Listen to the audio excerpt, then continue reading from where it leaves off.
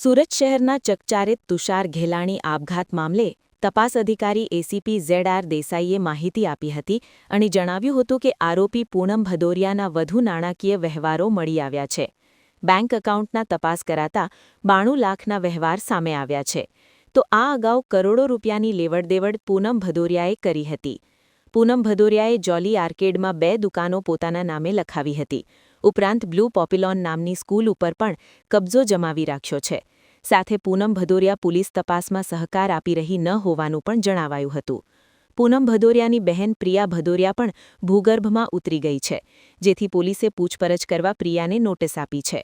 તુષાર ઘેલાણી પાસેથી અત્યાર સુધીમાં કુલ 4 કરોડથી વધુની રકમ ઉસેટી હોવાના પુરાવા એકત્રિત કરાયા છે.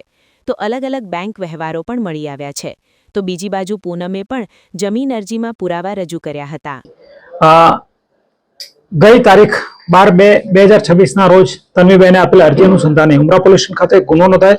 જે ગુનાના ભાગરૂપે પ્રાથમિક ઇન્વેસ્ટિગેશનમાં પૂનમબેન તરફથી જે આર્થિક વ્યવહારો અને જે આર્થિક ફાયદો લેવામાં આવેલો હતો તેની તપાસ આગળ કરેલ.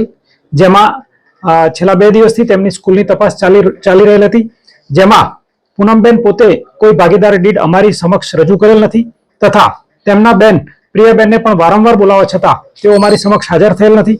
પરંતુ ગઈકાલે તેમણે કોર્ટમાં અરજી આપેલ છે. તેમાં મેન્શન કરેલ છે કે અમારી પાસે ભાગીદાર ડીડ છે, જે પોલીસ પાસે અત્યાર સુધી આવેલ નથી. પરંતુ સ્કૂલના જે પણ ખર્ચા, આવક અને નફાની વહેંચણી એ સીએ મારફતે 2 દિવસથી વેરીફાઈ કરતા કેટલાક આંકડાઓ સામે આવેલા છે. જેમાં પૂનમબેને કુલ્લે 92 લાખ રૂપિયા પગાર લીધો છે 6 વર્ષમાં, જે તેમના એકાઉન્ટ શીટમાં મતલબ સ્કૂલમાં કોઈ રેકોર્ડ નથી.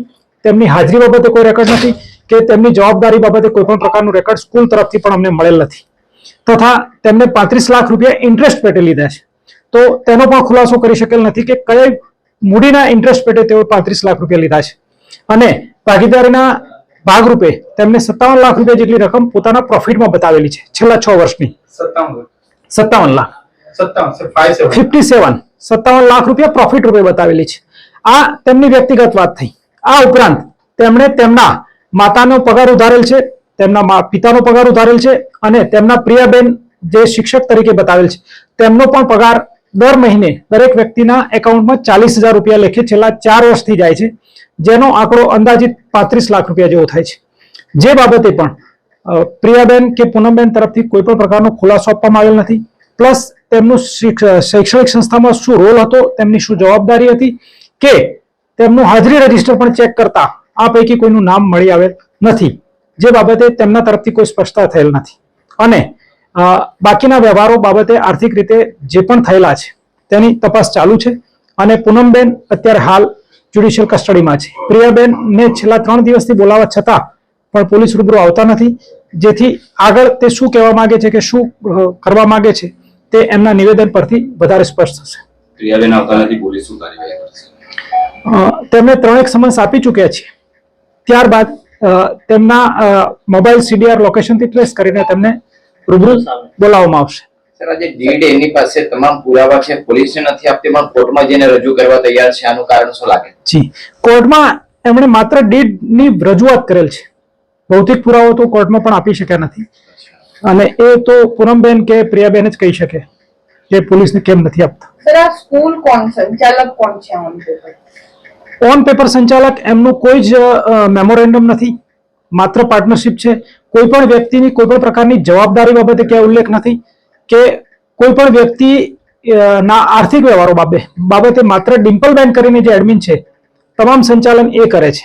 અને એમનો પણ કોઈ જગ્યાએ ઉલ્લેખ નથી કે એમનો રોલ શું છે અને એમનો પગાર શું છે. એક્ચ્યુઅલ સ્કૂલ કોના નામે છે?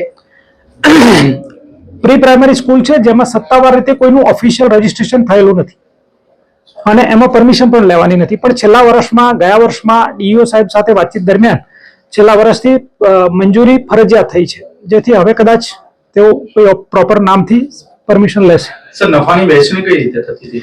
નફાની વહેંચણી 50-50% થતી હતી.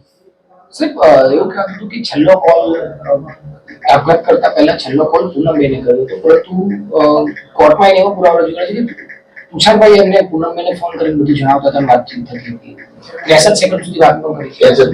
છેલ્લા કોલ બાબતે સ્પષ્ટતા કરી દઉં કે તુષારભાઈ અને આ પૂનમબેન વોટ્સઅપ કોલ કરતા હતા, જેથી સીડીઆરમાં એમનો કોલ આવેલ નથી.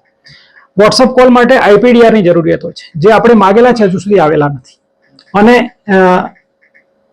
તુષારભાઈ અને પૂનમબેન એકબીજાને વાત કરતા હતા જ, 2-way કોમ્યુનિકેશન હતું, જેથી કોઈ એક વ્યક્તિ કરતો હતો કે બે વ્યક્તિ કરતા હતા એવું નથી, બંને અરસપરસ કરતા જ હતા. અને એ IPDR આવ્યા પછી ખ્યાલ આવશે.